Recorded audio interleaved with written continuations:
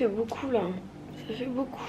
Bon, pour une fois, je me retrouve pas pour un déménagement. Mais je me retrouve quand même pour un petit voyage, quoi. Il est 7 h et je pars à Kuala Lumpur. Aïe, aïe, aïe, aïe, aïe. Oh, c'est dur, c'est dur. Wow. J'ai eu la bonne idée de vouloir faire mon sac genre ce matin avant de partir. C'était peut-être pas une bonne idée au final. Ouais, faut que je parte au maximum une demi-heure pour l'aéroport de Denpasar. Et on va ensemble à Kuala Lumpur pour 3 jours. Même pas, 2 jours et demi on va dire. Et j'ai une flemme.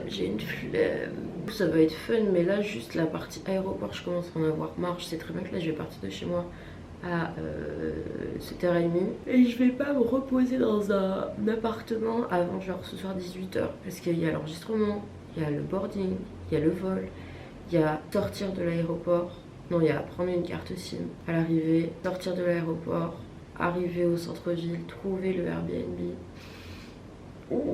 Mais c'est pas grave parce qu'en vrai on va découvrir un nouveau truc et de nouvelles aventures, c'est fun. Mais là de suite c'est genre juste une flemme énorme. Il faut pas que j'oublie, truc très important, un sweat. Je suis tellement peu habituée à porter des vêtements chauds ici, mais vas-y, dans les avions ils ont un problème avec les clim. Du coup bah je ressors le seul sweat que j'ai ici, que j'ai pas sorti depuis un bon moment. Je finis mon sac et on est bon pour y aller quoi. Enfin on est bon, mentalement je suis pas prête mais ça va le faire.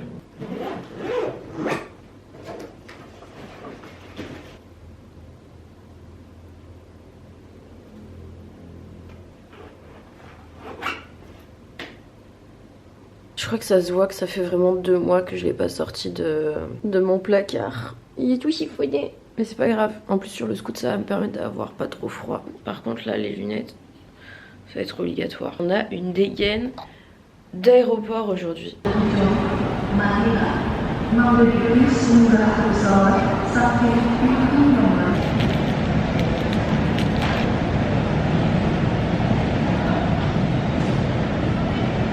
Bon bah comme d'habitude j'arrive beaucoup trop en avance à l'aéroport. Du coup le check-in est même pas encore ouvert. En vrai genre de base je flippais de ouf pour les aéroports. Maintenant c'est un peu devenu ma routine mais je peux pas m'empêcher de venir quand même 4 heures en avance. Mais bon, on perd pas les bonnes habitudes, c'est pas grave. Le check-in est fait et il me reste 2 heures avant l'embarquement. Donc j'ai le temps. Mais maintenant l'aéroport de Bali genre je le connais bien. Du coup genre j'ai mes petits spots où il y a absolument personne, où je peux m'allonger genre et regarder. On voit rien, mais regardez la piste d'atterrissage. Je vais à Kuala Lumpur parce qu'il faut que je renouvelle mon visa à Bali. Du coup je dois faire une sortie de territoire. La dernière fois j'avais fait ça à Singapour. J'avais fait une vidéo d'ailleurs pour expliquer que c'était un peu une catastrophe ce séjour-là. J'espère que ce sera pas la même cette fois-ci. Et dans tous les cas, au lieu d'y rester une semaine, j'y reste que 3 jours, contrairement à Singapour. Donc ça devrait aller, j'espère. Ce qui fait que par contre en 3 jours, bah j'aurai pas mal de trucs à faire, ça va être assez mouvementé. Au retour de Bali, il y a pas mal de choses qui m'attendent. Voilà, je n'en dis pas plus. Mais du coup ça promet d'être assez sportif.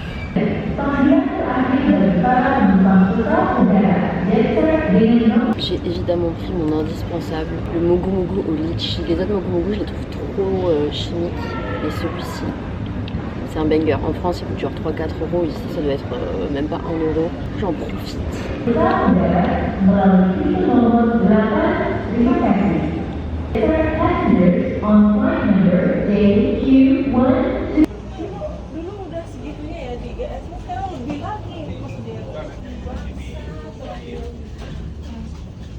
Ça y est, on est arrivé à Kuala Lumpur. Je me suis posée pour manger au Burger King et réfléchir un peu à comment j'allais arriver à mon hôtel.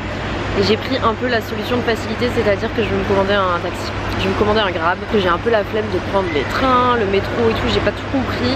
J'avoue, je fais ma princesse là, mais il est quelle heure? Il va être 5 h. Et en fait je veux juste arriver le plus tôt possible pour pouvoir profiter le plus possible. Donc j'avoue je fais ma princesse et je prends un taxi. Bon, je suis arrivée à un hôtel. Il se trouve juste que c'est pas mon hôtel.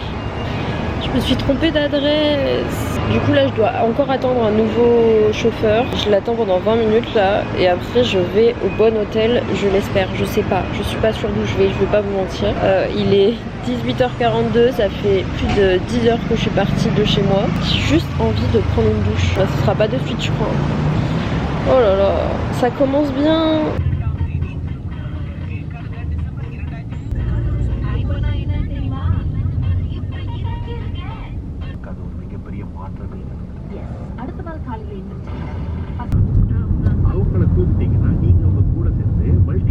On l'a fait, j'ai fait mon check-in et dans le bon hôtel cette fois-ci. Parce que je suis à l'étage 30.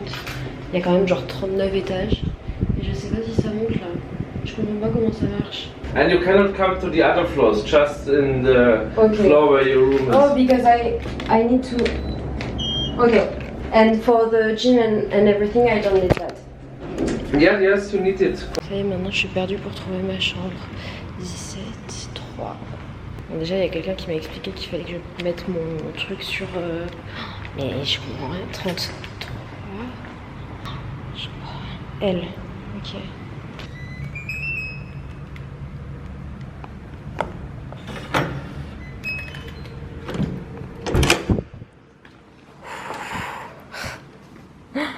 Attendez.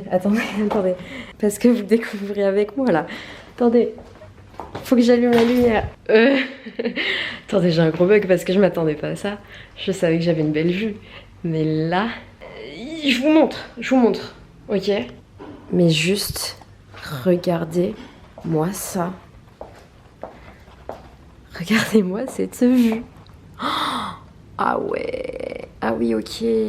D'accord. Ok, avec le lit qui est juste là. Petit bureau. La cuisine. Mais c'est quoi ce bordel? La salle de bain avec une douche. Attendez, que je comprenne.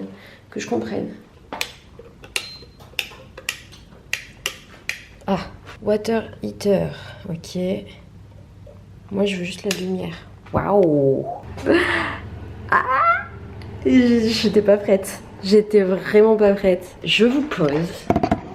J'enlève mes affaires et on va discuter. Parce que là, il y a trop de choses qui se passent.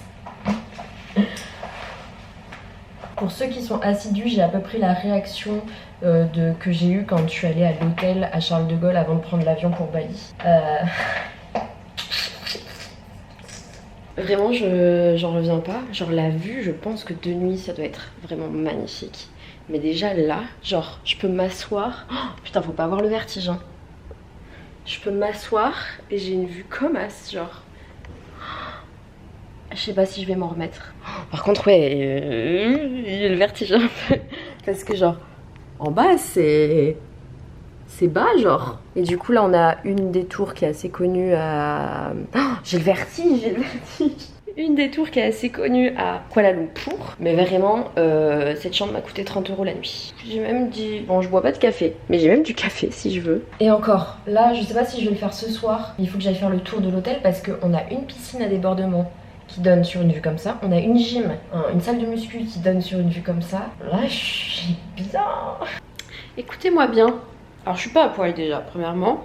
Mais je suis en train de vivre la vie que je mérite. C'est-à-dire que j'étais posée dans ma petite serviette après une bonne douche chaude sur le petit canapé là, en train d'écouter du jazz, de manger des Pringles aux oignons et de monter mes TikTok de la journée. Oh, la vie que je mérite au final. En vrai, je me dis que c'est grave dangereux d'avoir pris un appartement comme ça. Je suis toujours pas à poil, hein. C'est grave dangereux d'avoir pris un appartement comme ça parce que je me connais. Je vais avoir envie de créer du contenu, je vais avoir envie de rester enfermée et de regarder tout ce qui se passe dehors. Sauf que c'est pas le plan. Donc du coup, là je vais me chauffer. Je vais faire un truc que en vrai je redoutais un peu de faire ce soir. Je me suis dit non mais je vais le faire demain. Il y aura moins de monde et tout. Non Laura, je vais m'habiller et je vais aller voir la piscine. Je vais aller voir la piscine et vous allez m'accompagner. Parce que du coup, je me dis ouais c'est le soir, doit y avoir du monde qui regarde la vue et tout. Et en même temps je suis pas sûre qu'elle soit ouverte. Et nanana. Et ça je pense que c'est les restes de ma phobie sociale. C'est des... alors... Tu peux être phobique sociale et avoir ce genre... Tu peux ne pas être phobique sociale et avoir ce genre de pensée. Mais moi je sais que c'est en plein dans ma période phobique sociale que j'avais vraiment énormément pensé de ce type là. Et du coup je pense que c'est des séquelles un petit peu et une manière de réfléchir que j'ai un petit peu gardée. Et où il faut que je me fasse violence à chaque fois pour faire taire ces voix et foncer. Et ça peut être tout con que juste de sortir de ma chambre pour aller à un autre étage regarder la piscine. Mais moi c'est le genre de truc, si je fais pas d'effort j'y vais pas en fait. Ou alors je vais aller chercher une stratégie pour me simplifier la tâche. Là ma stratégie c'était en mode ok mais si j'y vais demain à 6 h au lever du soleil il y aura personne et puis en plus ce sera plus joli etc. Non Laura, tu pourras y aller demain si tu veux voir le lever du soleil aussi. Mais là tu y vas ce soir, tu n'y vas pas juste parce que tu as peur qu'il y ait des gens. Stop. C'est fou, hein. C'est fou que j'ai encore des séquelles de ce truc là et que je réfléchisse encore de cette manière là, genre 6-7 ans après avoir été diagnostiquée phobique sociale, quoi. Parce qu'il y a plein de choses qui sont améliorées, mais à côté, bah il y a toujours des réflexions qui sont en mode mais frère, tu te prends la tête pour rien. Donc là, on va s'habiller parce que pas sûr que ce soit recommandé de sortir comme ça. On va s'habiller, de toute façon j'ai pas grand choix puisque je n'ai pas pris grande tenue. Mais je l'ai quand même rangé dans l'armoire. Comment qu'on va s'habiller? Je vais remettre mon petit pantalon blanc. Parce que j'ai pas envie de porter un short là de suite maintenant. Avec un petit top, on s'en fiche, hein. De toute façon je vais 3 étages au-dessus. Hein. Il faut que je prenne le réflexe aussi qu'il faut pas que je me change dans la chambre avec la lumière allumée. Comme si je n'avais pas beaucoup de vis-à-vis au final. Ah oui, je crois que j'ai coupé dans l'ascenseur, mais il y a un mec qui est venu m'expliquer comment ça fonctionnait parce que comme une conne, j'avais pas capté qu'il fallait que j'utilise la carte. Et après le petit tour à la piscine, le but c'est que j'ai un peu de montage à faire. J'ai l'impression d'être à New York, en Asie genre. Après il faut que je me bouge parce qu'en fait je me dis qu'elle ferme peut-être à un moment, il est 20h30. Mais heureusement que vous êtes là parce que sinon j'y serais pas allée. Je me connais. Je me connais. Mais j'ai peur quand même.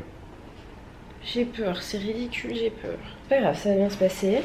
De toute façon, je vous amène avec moi. Rien peut mal se passer si vous êtes avec moi.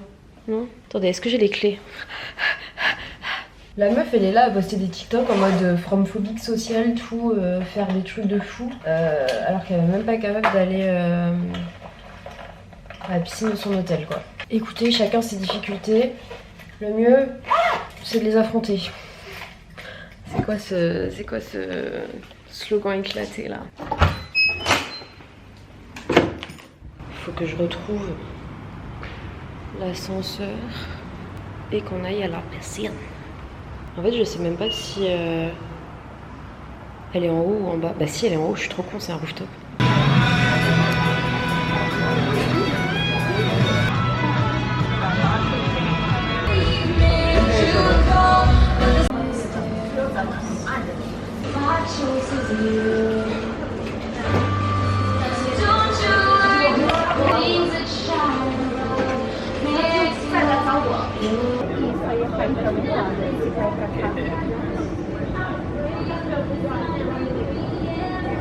Je suis trop nulle, j'ai failli aller au lit sans vous faire de débrief de la soirée. Eh bien écoutez, moi qui avais peur d'aller voir la piscine toute seule, je me suis retrouvée au final à boire un cocktail toute seule. Comme quoi en fait il suffit de sauter le pas et en fait quand tu sautes le pas tu te rends compte que t'es capable de plus que ce que tu craignais de base. Juste je suis allée voir la piscine, je me suis rendu compte qu'il y avait un bar. Je me sentais trop con de juste venir voir la piscine et de repartir. Du coup je me suis dit ok, petit challenge supplémentaire. En plus d'aller voir la piscine, je vais me prendre un petit cocktail que je vais savourer toute seule et j'ai kiffé ma vie. Il y a quelques personnes qui sont venues me parler mais en fait j'avais pas envie. J'avais vraiment envie de kiffer mon moment toute seule et d'avoir ce petit moment de réalisation. Et ça me fait du bien parce que en fait même si je suis à Bali, c'est vrai que j'avais trouvé une sorte de routine et tout qui faisait que je restais dans ma zone de confort.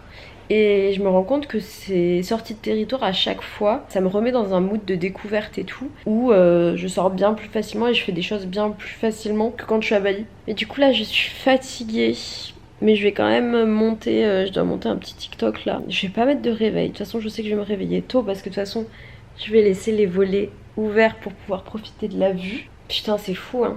Franchement c'est fou. Je trouve ça trop con parce que en France je pense jamais à partir un week-end toute seule faire un truc même sans partir en dehors de la France mais juste un week-end en France tu vois. Que justement je suis trop dans ma zone de confort, je suis trop dans le truc de me dire ah ouais mais je vais pas oser faire ci, je vais pas oser faire ça mais en fait quand tu le fais, qu'est-ce que ça fait du bien tout seul en plus. J'avais vu un TikTok d'une meuf qui disait je comprends pas le principe de voyager tout seul. Elle était en mode mais ouais mais en fait les moments que je vis là j'ai envie de les partager avec quelqu'un. Mais je crois que moi j'adorerais partager ça avec mes potes et tout. Genre ça me ferait trop plaisir surtout après 4 mois de voyage solo. Mais il y a quand même une petite fierté de te dire que tu peux profiter tout seul. Genre pour moi c'est vraiment la preuve ultime de je me suffis à moi-même et je peux passer un moment de qualité toute seule. Et c'est un peu genre ce que je voulais atteindre depuis des années.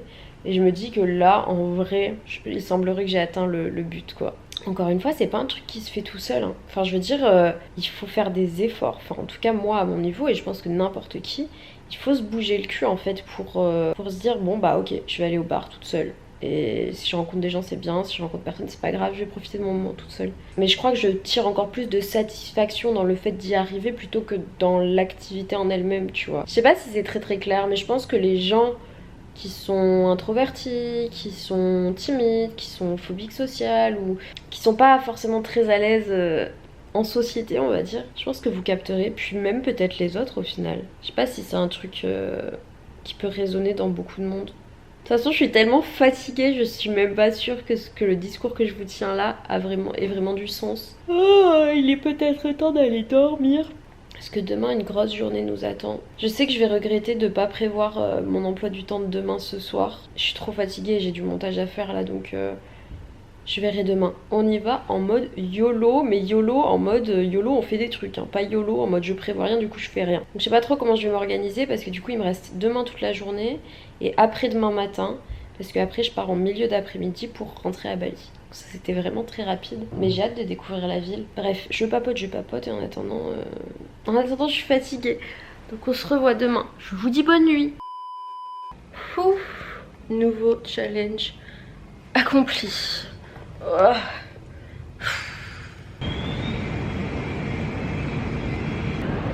Mais waouh, waouh. Je vais pas avoir le choix, hein. Il va falloir que je monte. Je vois tout le monde, personne n'a un gros sac à dos comme moi.